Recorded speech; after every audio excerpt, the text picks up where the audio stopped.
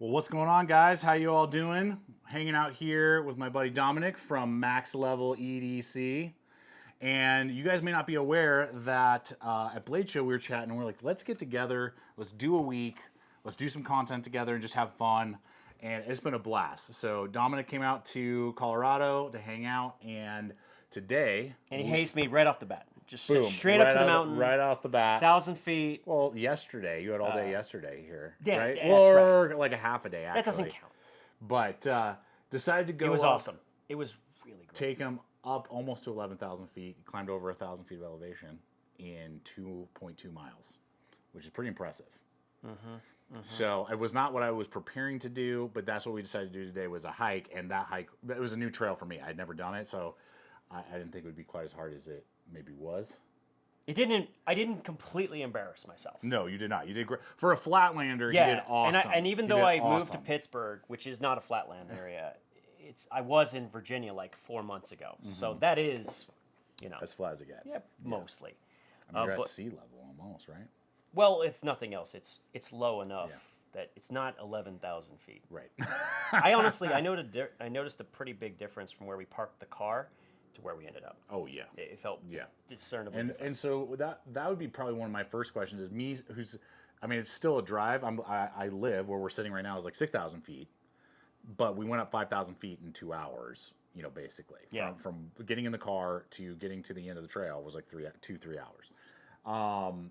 But I'm used to that. How for you was that experience? Maybe what were some things that you realized that maybe you're not used to, but in that type of terrain, you're like, holy crap, this needs to change, or I need to adapt this piece of gear, this part of my life, like whatever. Just what was your experience Well, I'll kind tell of you, with that? thinking about it, I really feel like you should try to get a good night's sleep and probably skip the coffee in the morning if you've not done this, because I feel like that probably can upset your stomach when you start getting to that elevation. Is that what you think was part of it? Okay. But if nothing else, like you definitely want to hydrate more than you think you should. Even though it's not hot, it was beautiful today. Yeah, it was perfect. Really nice. Perfect. But because it's dry, and it is really dry, like you can dehydrate really quickly. Yeah. So I'm glad I started drinking early in the morning, and that probably helped a little bit. And if you're taking care of somebody, like make sure that they're hydrated. I was like, okay, we got lots of water bottles, making sure you got what you need. But I didn't even think about the one thing. Oh, I could have made a big mistake. Yeah, We could have had a really big tell problem. us what that was. Actually, I think I got it. You still got it? Well, it would have been good for a prop, but no, I have. I asked for some Tylenol just in case, and I realized if I had taken it at that first starting point at the car, I would have. I mean, it lowers your blood pressure, right? That's the opposite of what you want. If you're walking through an elevated area, you're going to. There was a couple times we were like 2 or 3 feet from that. Bye. Gone. Right. So the last thing you want to do is get lightheaded. Yeah. And so unless you are absolutely excruciatingly in pain, maybe you should, do something different. But I wouldn't preemptively take any painkiller or anything that's going to lower your blood pressure. Right. And if you do have an issue with low blood pressure, be cautious. Think about for that. Sure. Yeah, it didn't even cross my mind. It just happened to be lined up with something we were talking about. But we're actually here not just for this trip, which that was really fun, but to come up with a bunch of other ideas for content we're gonna do. We're gonna discuss what it's like starting a YouTube channel now, 2025. Yeah. And just tips in starting working for yourself in general. Just some things about. I think very important. We both feel in this moment to have something as not only a backup that you could possibly fall back on, but how does that play into maybe how you raise your kids and just a lot of that type of stuff. It starts out when you're working. I mean, you're not going to quit your job to do this. I mean, I spent 3 or 4 years in YouTube first, having a job and then doing it an extra 20 hours on top. Right. I did it for 10 before I went full time. Exactly. Yeah. And so it never starts, full time now. Right. Anyway, we're going to do a whole video on that as a separate component. Yeah. But like going back to the trip we had today, I think I'm like the gear guy, but I'm not really. But like I brought way too much stuff, and a lot of it wasn't necessary. I am happy I brought this though. What is that? So Explain, this because I definitely know my audience has not seen what you're showing. Yeah. So Thankfully, it does attach, but it's from the Warrior Poet Society. It's designed to actually be carried under your shirt. small of your back, or on your shirt, or on like your belt. Under. I mean, on your belt, yeah. under. And what you actually can pull out the internals, and then it attaches with a pouch and has a bunch of like stuff that you might need. And you're using what to pull that out? What are those big giant shears? Yeah. So these are some Leatherman shears. These are very cool. Check that out. So that's like the internal sleeve, and then all your components, and then you have an external sleeve that attaches to your belt or whatever you're attaching it to. And I think the big thing that they did when they designed this is to make sure that you had the fastest possible access one-handed, so like you could just rip this out with left or right. And I like that it's open on both sides for both pieces. There's actually a tab in case you had your other hand. Got it. They really thought this one through. And even though there's a lot I would like to change, and even the bag wasn't great, like I ended up having to take it off my hip, sling bag it. Yep.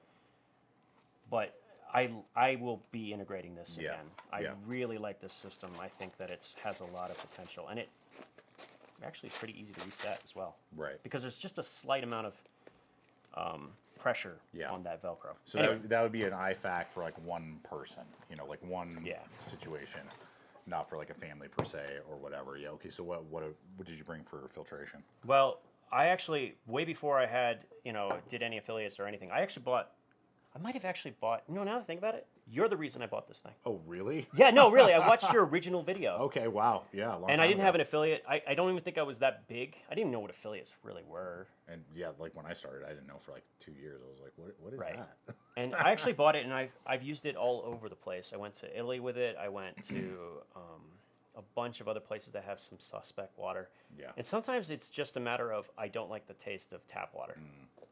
And I also don't want to spend $4 on a bottle. Right. So a Grail GeoPress. That's what. That's Yeah, what and I tried the small. I have the small ones too. The big one is the only way.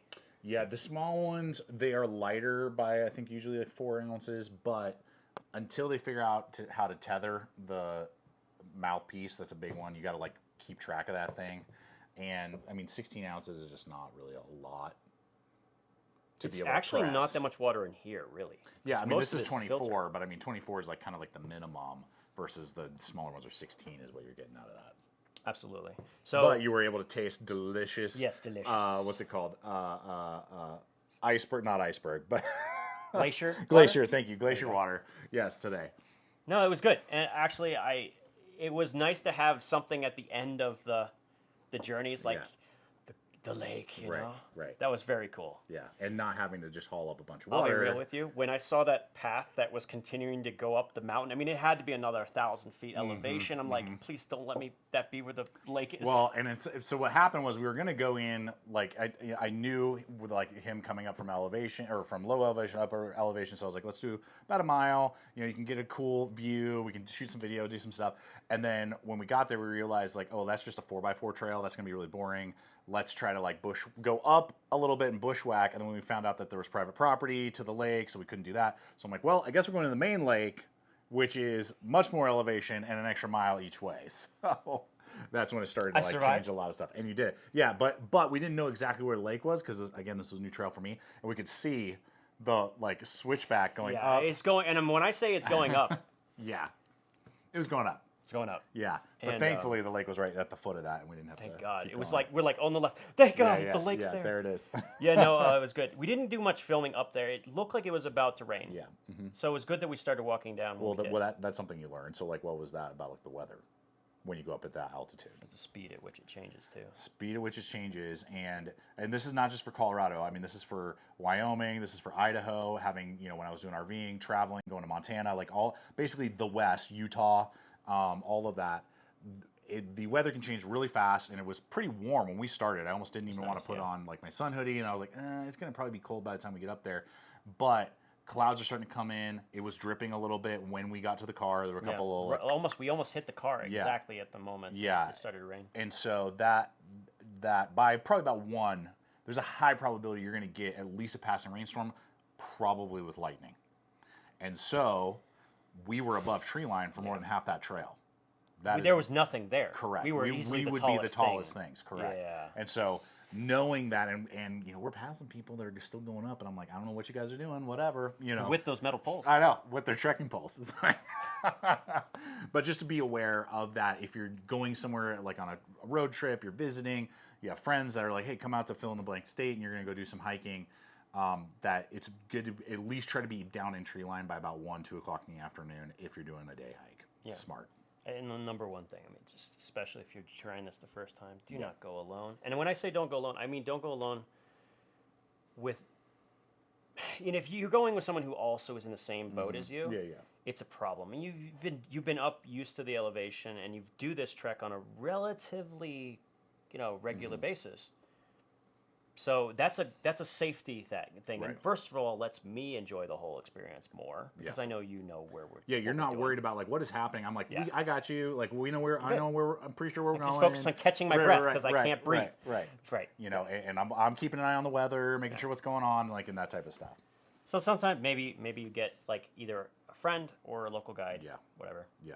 But yeah, that's it. Or meetups, even like. You just do a meetup. Go as a group. Yes. That's really safe. Yep. Then you can go with several people, and you know, you're just in a group, especially if you're trying it somewhere. There's always groups, you know, on Facebook and other places that you can do that. I guess the last thing is, other than when you want to take, you know, awesome background photos or pictures of gear, which is, it's a great place to do that. You really don't need, at least in where we were, you really don't need a large fixed blade knife or anything like that. There's no need to haul up like a pound worth of steel. Yeah, I mean, you're carrying extra weight. Yeah, I mean, what I took that day, I mean, today, you know, like, I had a couple blades that I was just getting some photos and some shots with, but realistically, something, you know, this is what I would take on that trail that you're seeing B-roll. Small, light fixed blade would be preferred. You know, you could get away. I know you like, what did you have in the pack? The cold steel what? Yeah, I was doing that mostly for fun. But that would be a good option that I would be like, oh yeah, that's viable if I ran into because on it the fit trail. in the bag and it allows me to get a lot more length. I have the 5.5-inch Voyager, so if I was in an environment where I want to chop, like if I was hiking in, you know, the Appalachians, this could do a lot of things and not, you know. And out west, as I've talked about once or twice before, the wood is so. If you're gonna work with the wood, it's either very soft or it's very dry. A saw. I mean, a saw and that is gonna do anything that you want. You don't need a big giant axe and like all this other stuff. It's just not necessary. No. Which sometimes is sad when you love blades. Well, I mean, you wanna play with your toys. I mean, Right. we're just continuing the journey of our childhood. You know, enjoying the toys. Absolutely. That's what it all is about. But that's it. Yeah, that's what we did today, and there's going to be a lot more. But lots of content. We're working on lots of content together. Some stuff on his channel. So if you're not yet following him, hop on over there. I'll have links popping up and stuff. And then some stuff on my channel as well. And we'll be doing all sorts of. You'll probably see him for like 3 weeks worth of uploads, probably, of content that we're going to be filming. And I know we're going to do a live stream. Yes. We did have issues with the last one on audio, but don't worry, we'll have that figured out on we're Friday. Gonna do my first on his channel. Yeah. Live stream, so that'll be fun. So until next time, guys, stay equipped, stay prepared. We'll see you out there. Nice.